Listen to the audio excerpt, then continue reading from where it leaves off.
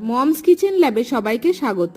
বেলে মাছের ঝাল বানানোর জন্য 300 গ্রাম বেলে মাছে 2 চামচ পেঁয়াজ বাটা, 1 চামচ লঙ্কা বাটা, হলুদ গুঁড়ো, লবণ আর সর্ষের তেল দিয়ে ভালো করে মেখে নিতে হবে।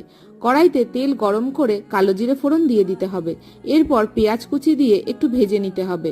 পেঁয়াজ ভাজা হয়ে গেলে ম্যারিনেটেড মাছ দিয়ে পেঁয়াজের সাথে একটু ভেজে নিতে হবে। তারপর ধিমে আঁচে রেখে দিতে হবে। এক পিঠ টেনে গেলে উল্টিয়ে দিতে হবে।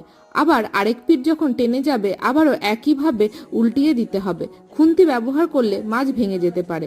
মাছ ভাজা হয়ে গেলে পরিমাণ মতন জল দিয়ে চাপা দিয়ে মাছ সিদ্ধ হতে দিতে হবে। মাছ মজে গেলে ওপর থেকে টমেটো কুচি ছড়িয়ে আবারও চাপা দিয়ে রাখতে হবে। মাছ সিদ্ধ হয়ে গেলে ভালো করে নাড়াচাড়া করে নিতে হবে।